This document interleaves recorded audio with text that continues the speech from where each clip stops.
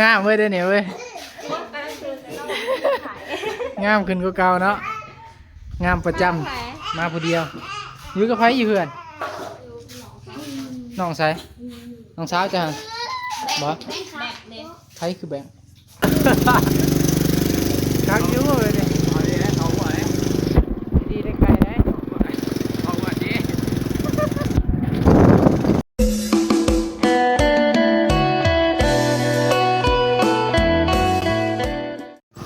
ทักทายสวัสดีพ่อแม่พี่น้องเบอร์สุขเนาะยินดีต้อนรับเข้าสู่ช่องจัตตาพรแบกว่าคือเก่าพี่น้องเมื่อนี้น้องยิงพาซิ่งพาไปหานางเอกMVที่เพื่อแสดงเพลงให้บ่จันเนาะพี่น้องเนาะคือสาวนุ่นพี่น้องเลยนะสิไปให้เพิ่นนำมะขามไปกินพี่น้องเลยนี่มากับสมุน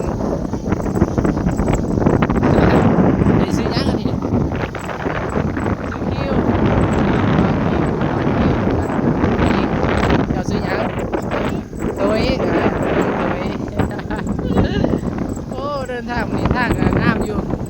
นี่เป็นตื่นเช้าบ้านเองเด้อพี่น้องตื่นเช้าบ้านออกเงินกันแล้วก็เฮ็ดทางพี่น้องทางหลายเอาบ้านสนุนไปทางนี้บ่โอ้ระวังตึ๊บว้าโอ้ขังอยู่เส้นทางไปหานางเอกMVค่อย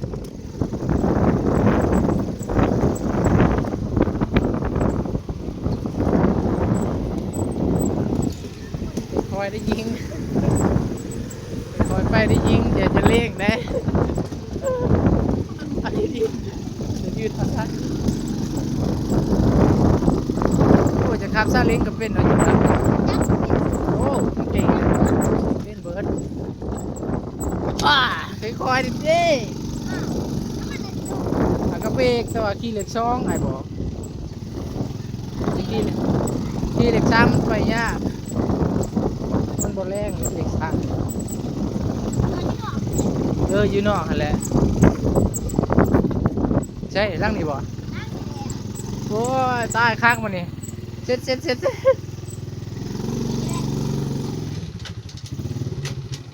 เกินเอาข้ามครับเอาข้ามมาในคิวให้ซื้อคิวป้าโธ่เพื่อนนางเอก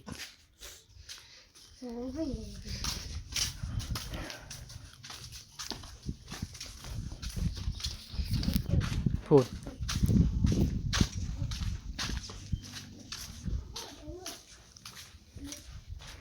ป้าโทษเพื่อนผู้สาวนี่เนาะผู้สาวโอ้งามเว้ยเด้อเนี่ยเว้ยงามขึ้นกว่าเก่าเนาะงามประจำมาผู้เดียวอยู่กับไผอยู่เพื่อนน้องใส่น้องสาวจ้ะบ่ไผคือแบงไอเดียนเด้เดี๋ยวไม่มาตัดหญ้าอยู่หน้าตั้งกล่องเอามาค้ามาให้เจ้าตั้มเลยสมงามแต่นุดสาวนุด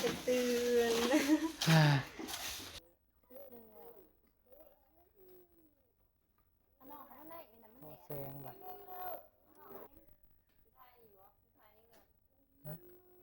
เลือกแต่อยู่นอกเลยจะมาเลย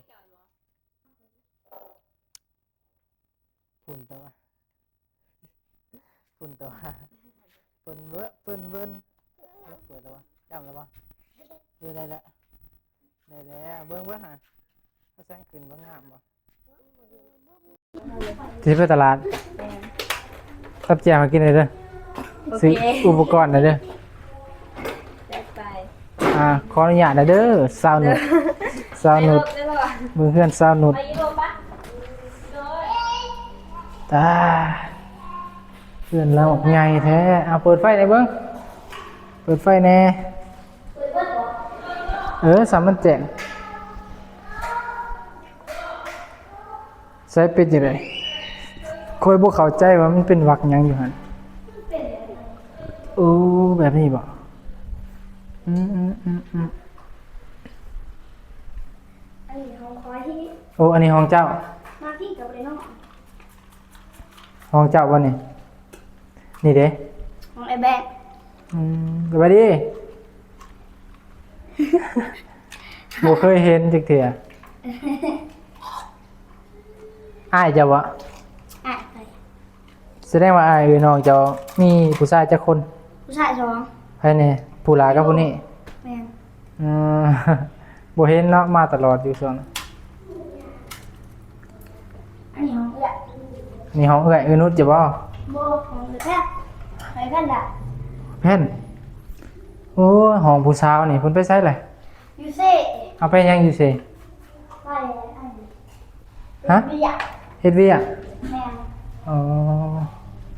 ไปทำงานเนาะวัดพ่อแม่ได้มานอนใช่ มาโรงแรมบางที่เพิ่นก็นอนอยู่นี่แหละนอนหอบางที่เพิ่นก็นอนในห้อง อ๋อมีจักห้อง นี่ตาม 3ห้อง บางที่เพิ่นก็ห้องนอนคอย อ้าวห้องอนุชจะดิ เลือกเลย ห้องอนุชหัน ไอ้แบกมีห้องคอยตั้งกลาง โอ้คักคัก ห้องจากทั้งกลางห้องเซาแผ่นห้องสยิงห้องอายเจ้าวัดพ่อแม่นอนเฮือนพุ่นแม่นบ่ โบวางที่นอน บางทีมานอนนี่คือกัน บ่ได้นอนมาที่เพิ่นก็นอนคอย โอ้ อันนี้ก็นอนอยู่นี่แหละ โอ้โอ้โอ้ นอนบ่นอนอยู่นี่ อ่ะบ่เทื่อหลังนั้นเฮ็ดสิได้ มันไงก็มีไง ให้พญาก็แม่อยู่เออ บ่ได้ไม่นอนบ่ได้ มันก็หลายหลังเลยเด้ซะ บ่ได้ไม่นอน มีเฮือนจักหลัง สาม 3หลังอ้อสาวนุชสาวหญิง ยังเอาชายคือ ห้องผู้สาวนี่เบิ่งได้บ่ แม่ก็อ่านเปิดไฟ ตื้อๆยาละ เลย โอ้พูดบกวนและห้องเพิ่นจังได๋สิว่าตายยังห้องก้อย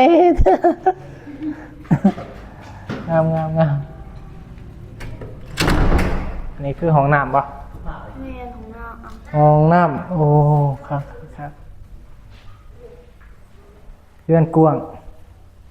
เรือนสาวนุชคักอยู่คักอยู่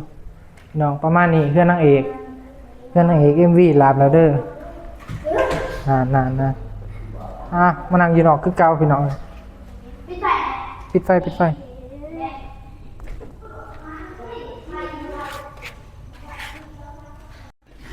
โอ้คักมื้อนี้มาลิ้นน้ำนางเอกเพิ่นตอนนี้เพิ่นไปซื้ออันนั้นไปซื้ออิหยังอุปกรณ์สิเฮ็ดตำส้มพี่น้องเนาะส้มมะขามไปตลาดนั่นแหละเนาะถาเพิ่นมาก่อนเด้อพี่น้องเอ้ยเนาะ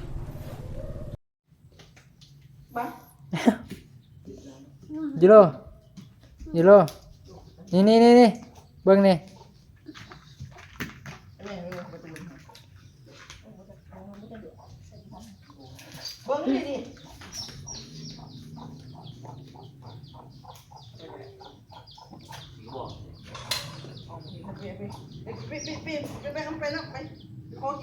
อันนี้แม่นางเอกเด้อพี่น้องเนาะแม่สาวนุชแม่สาวนุชอันนี้กับน้องเพิ่น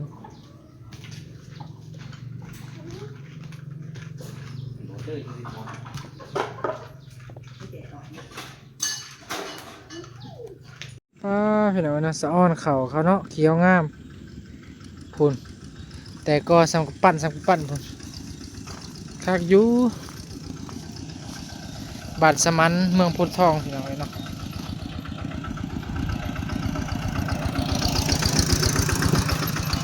เส้นทางคือเก่าคือเดิมอยู่ไซคือกัน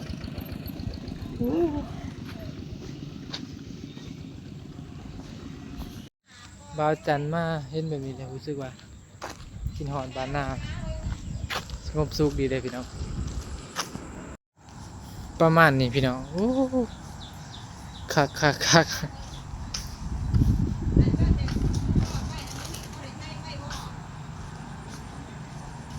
เอ้าเสียงอีหยังวะ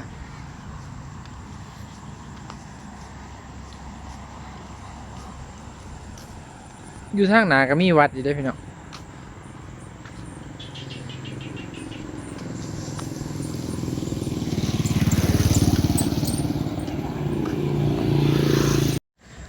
บ้านเลื่อนกับประมาณนี้ครับ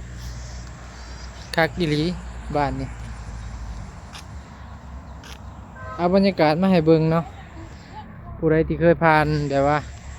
ผ่านแบบจุดนี้สไตล์นี้นะพี่น้องรู้สึกว่ามัน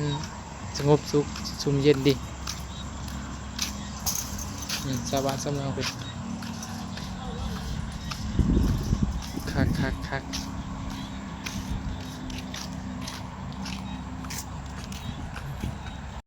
นี่พี่น้องโถทุกคนมาเห็นบ้านนี่นะรู้สึกว่าแบบว่าเขาแบบเอาโฮมกันดีเลยนอนยังจะว่าจะสันมันนี่แหละคือปูนอิฐซีเมนต์สิก็จะกระพากันเห็ดทางพี่น้องเอ้ยเห็นปะ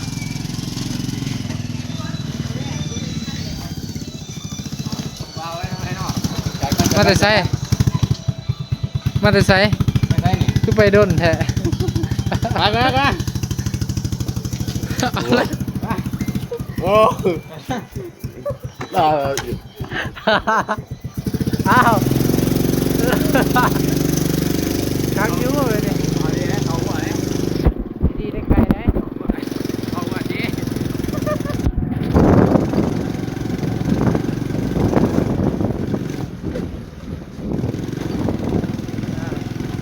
คักเว้ยโอ้ยได้ไกลมันหักบ่หรอคอยเลย มันดู โดนเลยโอ้ยชกเล่นเลยอ่ะตำหัวหน่อจะแต่งไล่พี่อาหอดเลยยังเลยมันเหมือนนี้ ลอยท